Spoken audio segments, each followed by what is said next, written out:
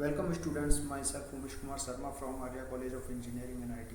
Today we are going to discuss the topic diffusion in SiO2. Introduction to diffusion in SiO2. The diffusion in SiO2 is simplest class of diffusion. The diffusivity in SiO2 are frequently deduced by measuring the NS of the dopant in silicon that diffused through the oxide and by using the solution of diffusion equation from Fick's law with assumed set of initial and boundary condition. The impurity distribution at the SiO2 interface is assumed to be in equilibrium, and this concentration ratio is described by segregation coefficient. In this, both diffusivity and segregation coefficient are unknown.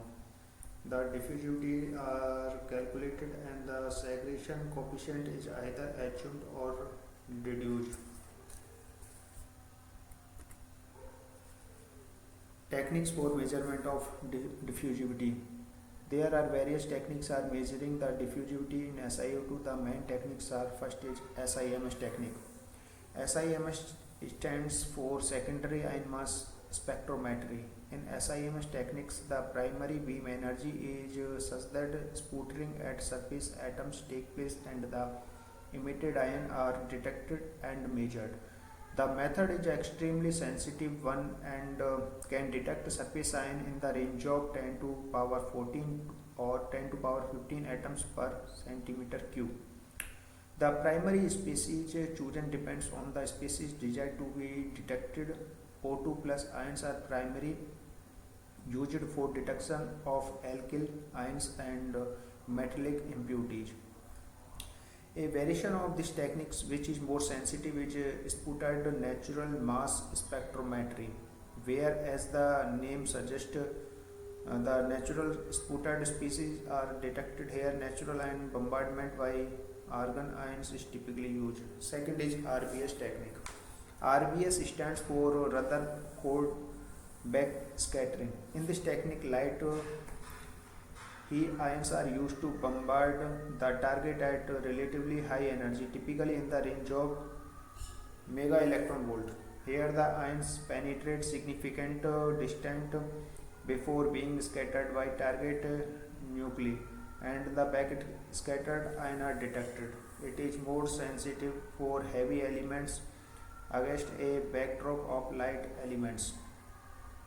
SIMS and RBS techniques have recently been used to study diffusion of AS and SV in SiO2. The diffusivity of AS is a strong function of concentration and the annealing aerobiate. Third is BTS test.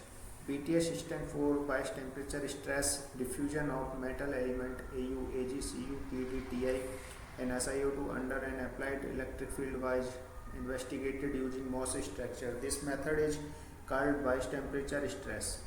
It is frequently used for evaluating the reliability of gas oxide for a MOS transistor.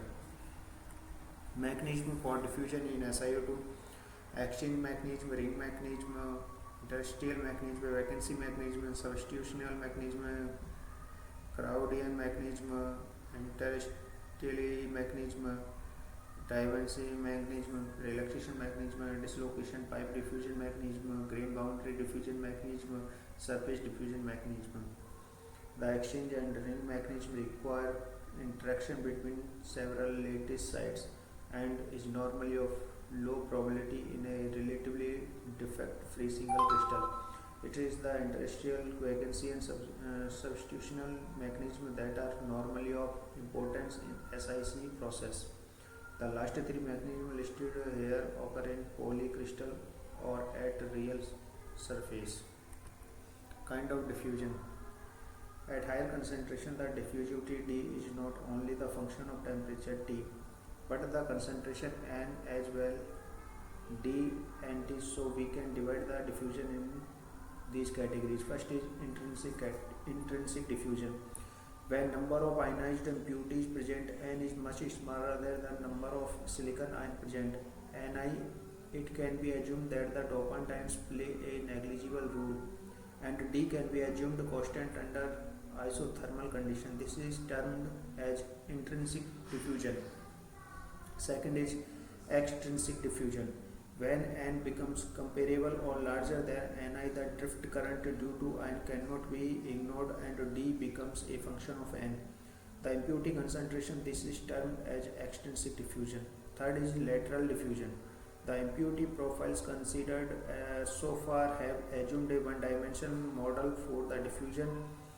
Masked diffusion take place far from the mask edge. The one-dimension model continues to remain valid, but near the mask edge and one-dimension approach is no longer valid, and a 2 or 3 dimension solution to the diffusion equation is required. This is called integral diffusion.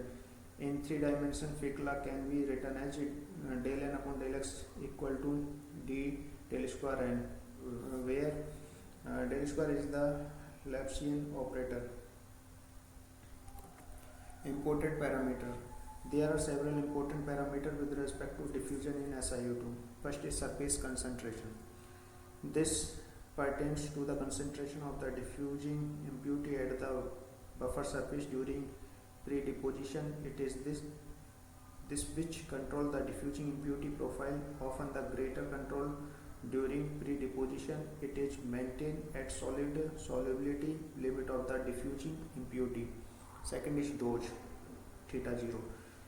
This parameter is particularly useful in the analysis of doping profile and give the total quantity of dopant present per unit area of buffer. Thus, in such case, the dose is obtained by integrating the total impurity profile. Theta 0 equal to integration 0 to infinity nxt del x. Usually in pre-deposition diffusion or in ion implants, the impurities are confined to a very small region, often close to the surface of buffer. Third is junction depth. Junction depth. In modern silicon technology, most processes are planar and the impurities are usually introduced from the front side of the buffer. If the diffusing impurity Bx is of opposite type from the existing doping concentration Ax in the buffer, the impurity introduction may change the doping type near the surface. The net impurity concentration would be given by Nx equal to Ax minus Bx. Diffusion system. Diffusion system may be either sealed or open tube type.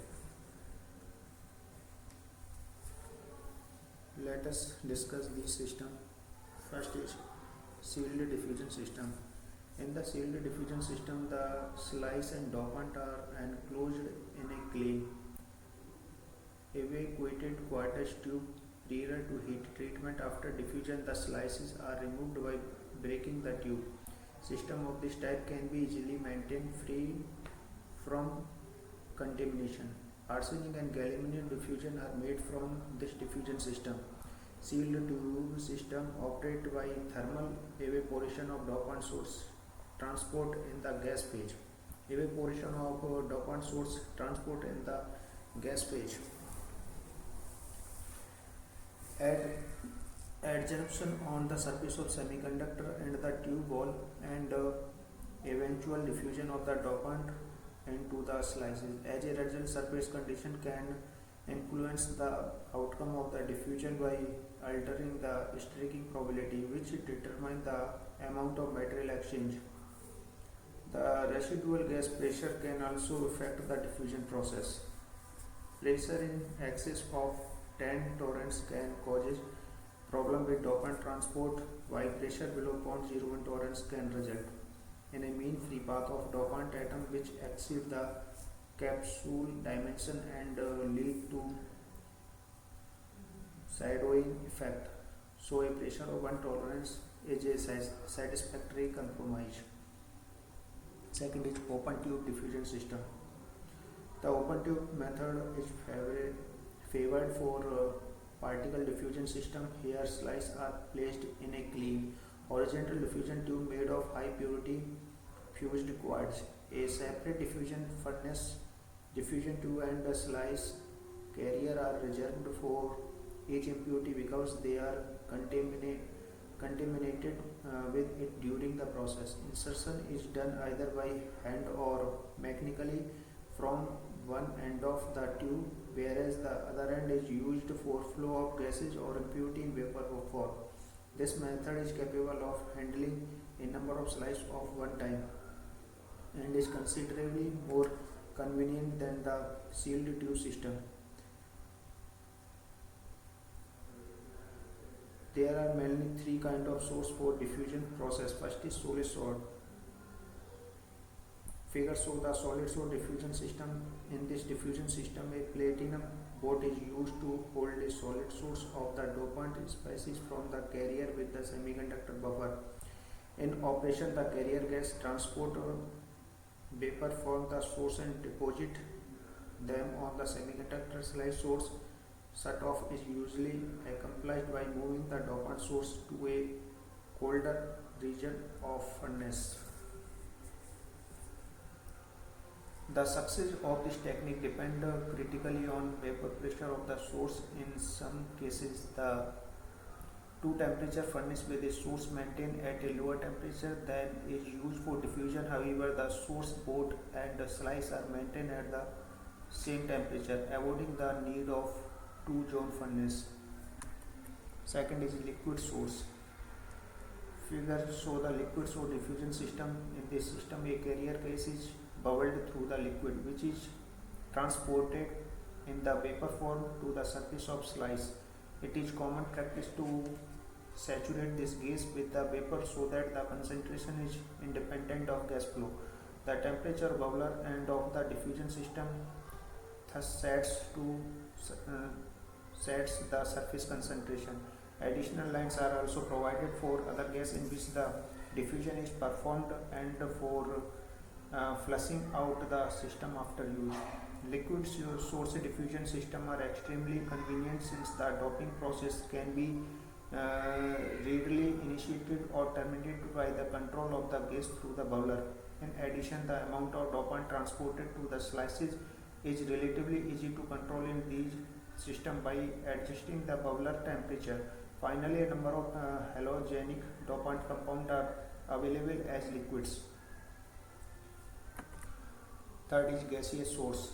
Figure show the gaseous source diffusion system. It is more convenient than the liquid source. Again, it is common practice to use an excess dopant gas concentration so that these systems are relatively insensitive to the gas flow rate.